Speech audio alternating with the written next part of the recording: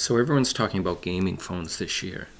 But with the Razer Phone 2, it's more than just a gaming phone. It's also the first flagship smartphone that's optimized for streaming and watching live TV. In this video, I'm going to go over all the features of the Razer Phone 2, like picture-in-picture while using Netflix and playing a wide variety of video games, including ones from my Steam account. The Razer Phone 2 has a 5.7-inch screen that has HDR support and Dolby Atmos support. It's basically like a mini entertainment center that you can make phone calls on. I watch a lot more TV now on my smartphone. That's a change that began a little over 2 years ago as I delved deeper into cord cutting and hooked up my first HD home run tuner to an antenna. My gaming habits have changed too. The Razer Phone 2 has unique specs for both those things. It has more horsepower than most people probably need in a phone, but that's kind of what makes it a really fun device to own as well. I stuck with Cricket as my cell provider. The Razer Phone 2 works mainly with GSM networks. That means AT&T, T-Mobile, and some of its subsidiaries. Right away, I loaded up with a lot of different streaming apps like Netflix, Hulu, Plex, Amazon Prime Video, Movies Anywhere, YouTube TV, and of course, HD Home Run app, so I can watch things off my antenna. I've played a lot of games on this. I've downloaded about 16 so far, including ones recommended by the Razer Cortex app, but I also hunted down some old favorites from the Google Play Store like Grand Theft Auto Vice City. I played using the touchscreen, and I also played a number of games with this Bluetooth gamepad that I bought. It's a Matricom Gamepad that you can find for about $17 on Amazon. I'll leave a link for that in the comments below. So this gaming phone is a follow-up to the original Razer phone that came out about a year ago. That was the first gaming phone in the industry, and it sort of set off this new trend for gaming phones. There's about 4 or 5 different ones in the market right now. Gaming is certainly a big feature with this phone, and it's very well optimized for that, but it's really perfect for watching a lot of your streaming apps too. One of my first experiences using this phone was during Game 4 of the World Series. As I watched the game, I was just blown away by the sound, the roar of the crowd coming over the Dolby Atmos speakers just kind of floored me, and it almost sounded like, like a mini TV, a mini theater. I've never had that kind of experience on a smartphone before. Also, the picture quality during the game was very smooth, and whenever, there was a pitch thrown or there was, a sudden camera jerk to the outfield, it just looked really great. So I didn't record any of that, but here's some football from NFL. Again, this is coming off my antenna. This is on Fox, off an antenna. Still, the picture is really crisp and smooth. So there's a lot of features to talk about on this phone, but I've narrowed it down to 5 that I think are the most important ones. The first being the display is 120 hertz, which is typically twice the speed of even a lot of better televisions that are out there. I mean, this is not an OLED screen. The display can be mind-numbingly fast when you start scrolling. It's not something you can really see in a video. I can tell you it's fast enough that once in a while I even dial it down to 90 hertz or 60 hertz when I'm not playing a game. I think it's pretty safe to say that as a result of this phone, you're going to start seeing a lot more phones coming out with a 120 hertz display because smartphone manufacturers are going to want to claim that they have the most responsive user interface. The second thing that really impressed me was the picture-in-picture support for Netflix, YouTube, and YouTube TV. I tested a wide variety of streaming apps on the Razer Phone 2. I only found these 3 to have picture-in-picture support. So essentially what that means is, let's say you're watching YouTube TV, you're watching a baseball or a football game, you got a buddy who starts texting you, talking smack about your fantasy team. You can minimize the screen. You can have a little screen in the corner and you could text your friend back while still watching the game. Or if you wanted to look something up, you could scroll through your web browser, punch something in, look that up. So I thought that was pretty cool, the fact you were able to do two things at once. And I thought it was pretty cool that you didn't have to quote unquote turn off the TV to shoot off a quick text or send an email or look something up on the web.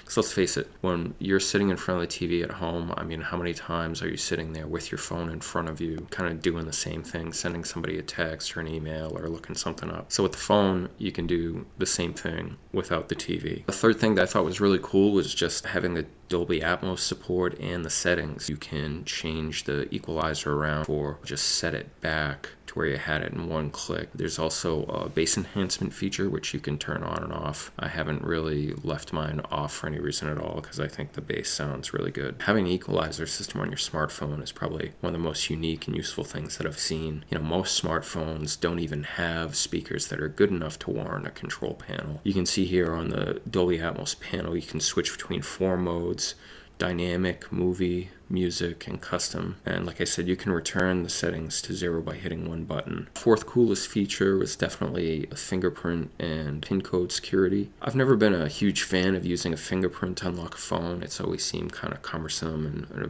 bit of a pain. You gotta use your thumb and scroll it just right. The Razer Phone 2 really changed that for me by putting the scanner on a button along the right side of the edge of the phone. It's the exact spot where you would naturally hold a phone of this size, and it doesn't matter if you happen to pick it up on your right hand or your left hand, because you can scan in a number of fingerprints to cover any way you handle the phone. As a backup, if things aren't working for some reason, the Razer Phone 2 also prompts you for a 4-digit passcode, so you're not stuck with a locked phone if for some reason your fingerprints aren't getting the job done. Maybe you have gloves on or something like that. The fifth really cool feature is Nightlight Mode. Under settings, you can set up a schedule of when your screen turns to this amber shade, and the Nightlight Mode makes your screen easier to look at or read in dim light. Razer says the color change may help you fall asleep more easily. I do try to stay away from the phone when it starts getting real late, but I'm pretty terrible at it. So I definitely noticed that my eyes felt better not having that typical aftermath of phone glare when I finally shut my eyes at the end of the night. By the way, the operating system, Nova Launcher Prime, it's a program that's available for all Android phones, only costs a few dollars. But on the Razer Phone 2, it really makes fine-tuning the phone's appearance and how you want it to respond to incoming text, emails, videos, just really easy. As far as the phone's specs, it's the only phone officially certified by Netflix for HDR video and Dolby Surround 5.1 audio. I ended up upgrading my Netflix account so I could get 4K HDR. The picture looks great.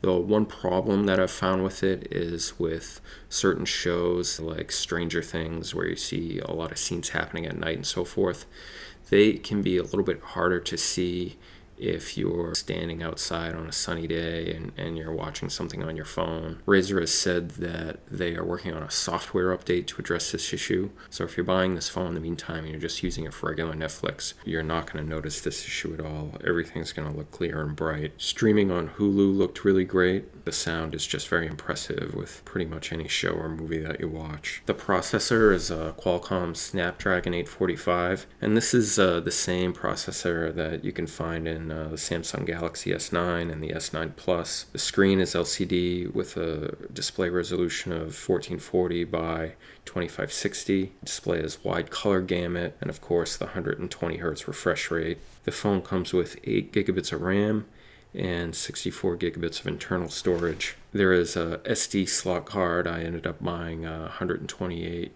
gig card. Some people feel that the internal memory that it comes with isn't enough. I can understand why people feel that way, but frankly, I think 64 gigs is enough, because if Razer ends up adding more internal memory, that's only going to drive up the price. So I'd just much rather buy my own micro SD card. The phone can take up to 1 terabyte in memory. The back of the phone is made with Corning Gorilla Glass 5. It's designed to protect against drops. It also enables a wireless charging. Razer sells a wireless charger that looks really cool. It costs an extra $100, so I didn't spring for it. I've just been using the cord that comes with the phone, and it's a USB-C port.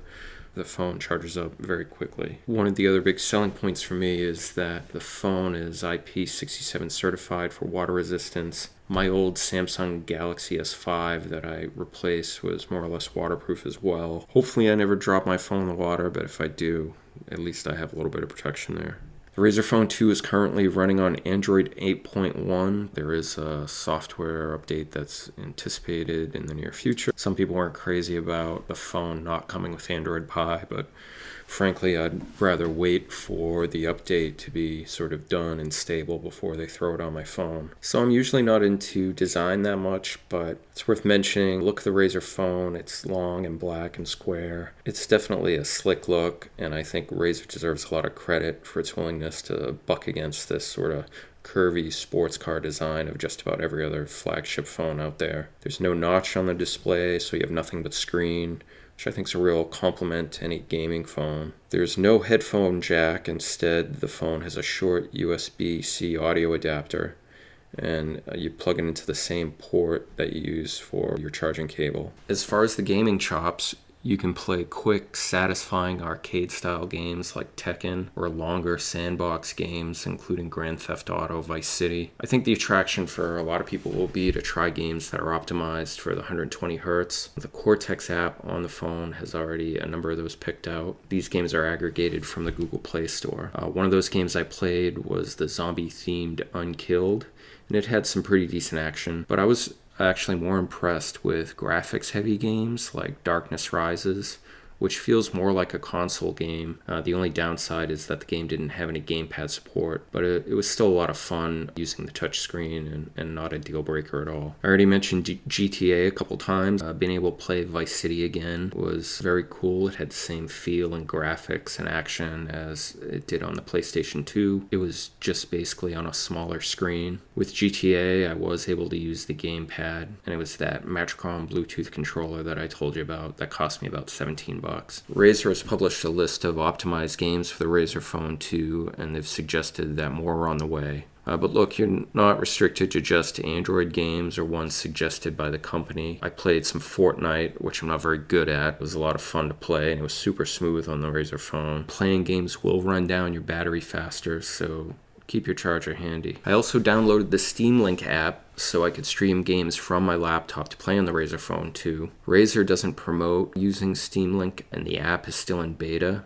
but it's definitely worth trying out if you already own a library of Steam games and want some flexibility with how you can play them. So the performance of Steam Link was mixed.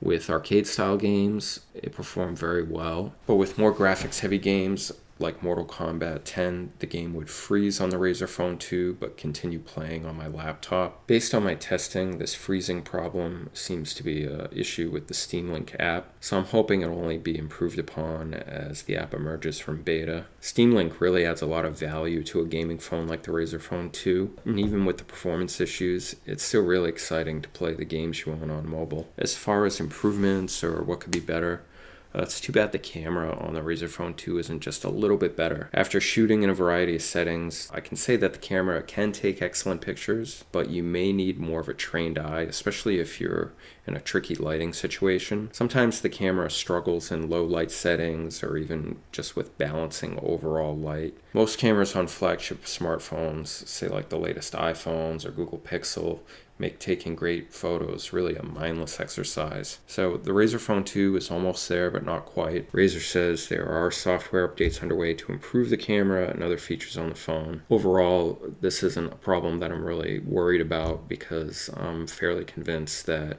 this phone is going to have great support in the months ahead. There's 2 rear-facing cameras that are 12 megapixels, including one that is a telephoto. There's a dual LED flash that works really well, doesn't drown out your subjects. And the video is up to 4K with stereo audio. I was pretty happy with the clarity and the brightness of any of the video that I shot.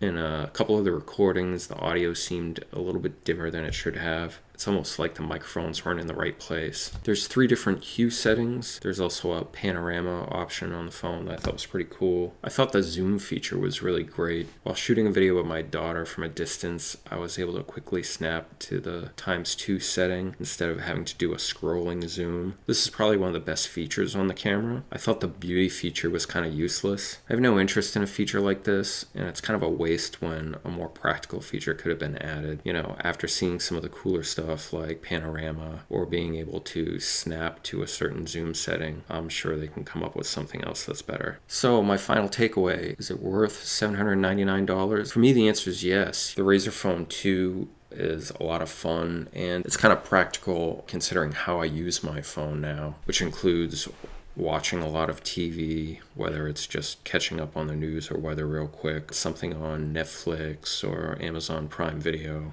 I'm also real happy because I'm able to play video games a little easier now. I don't always need to be around one of my gaming consoles to squeeze in a quick arcade game or even a longer form game. I think this phone will especially be ideal for traveling. Once you get used to having the 120 hertz display, HDR and Dolby support, it's going to make going back to another phone a lot less appealing. Even though this is probably a niche phone right now, it's a glimpse into the future of what's going to be standard features that the average person's going to expect from a flagship smartphone. So it really comes down to a matter of whether you want these features right now. Would you rather wait for it like everyone else? So those are all the best things that I liked about the phone. So I'm sure there's a couple things in this video that I didn't talk about, but I hope I've covered everything comprehensively. If you want to know more about the phone, you can click on my full written review that's in the link below. You can find that at cordcuttingreport.com. Feel free to leave a question or comment below and tell me what you think of the Razer Phone 2. Thanks for checking out the video, and I'll see you next time.